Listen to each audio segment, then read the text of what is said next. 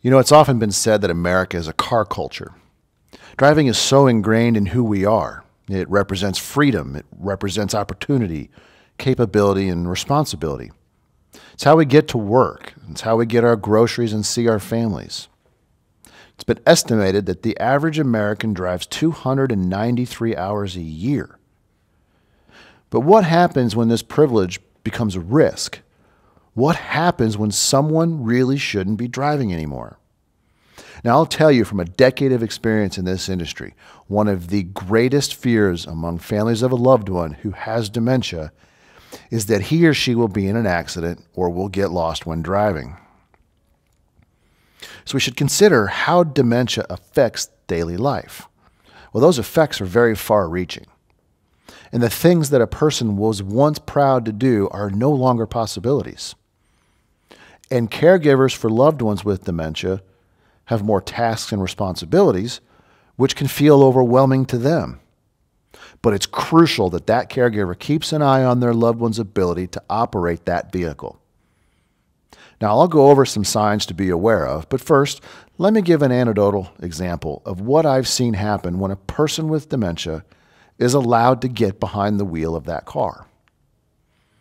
In other videos in this series, I've talked about the warning signs of wandering. One sign is when a loved one with dementia begins to talk about going home, even when he or she is already at home. So we had a client whose husband was driving to do an errand a few miles from their house. It's a very simple errand, and once he began driving, he became disoriented and tried to find his way home.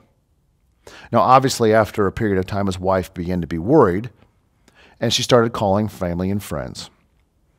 And later that evening, he was found at a gas station about an hour east of their house, telling the attendant that he was lost and was trying to find his way home. And this simple errand had become a very, very frightening journey for this gentleman and his family. So remember, dementia is a progressive disease.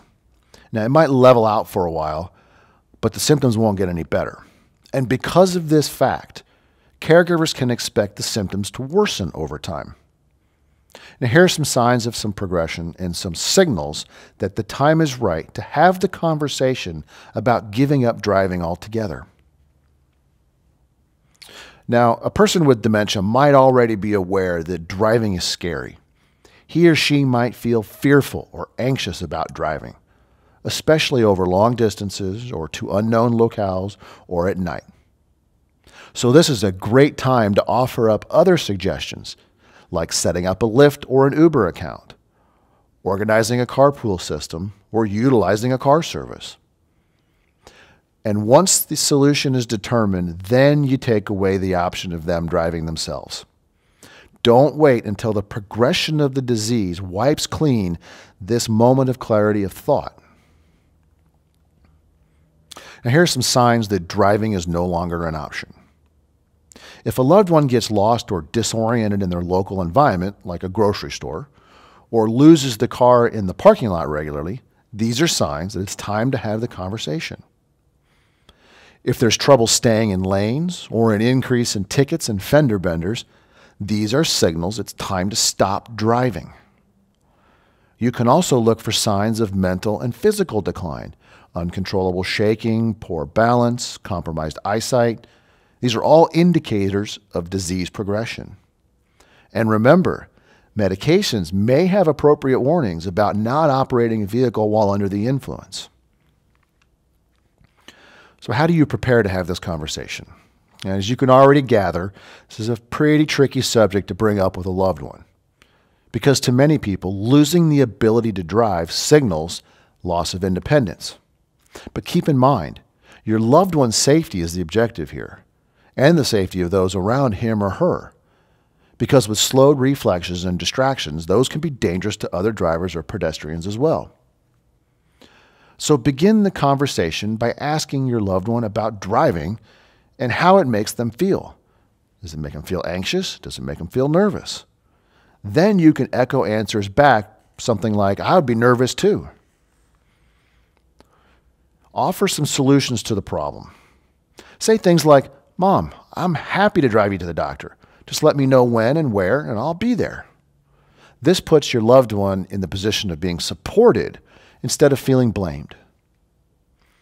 You could ask a third-party professional like a doctor or a lawyer or the insurance agent to intervene on your behalf. This will make it less personal and bring the authority of the professional into the conversation. You can also bring in other family members who can express their concern. But please be sure to focus on the well-being and safety of the loved one and avoid being accusatory. And finally, gather concrete examples of instances that illustrate why it's time for the loved one to give up their driving. You should put the plan in place for the eventuality when your loved one can no longer drive. This way, you can let them know that getting around is not impossible. It's merely the mode of transport that needs to change.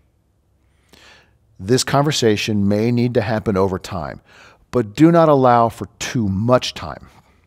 And remember to be firm. Do not back down. Remember the safety issues at stake here. Now, what do you do if you encounter resistance? Because you likely will. Don't give up. Stand your ground. And if you do need to take away the keys, find all of the sets of keys. You can also unplug the car batteries or disconnect the spark plugs. And make sure to put your own car keys in a secure place, because people with dementia can be very, very determined. If you do hire a professional to help with the driving and the transportation, make sure they have a clean driving record and do background checks. Also, be sure that your insurance covers everything. Remember, don't delay having this conversation because your loved one's safety is at stake. And our professionals at Thoughtful Care can help support you when your loved one is no longer able to drive. Thank you.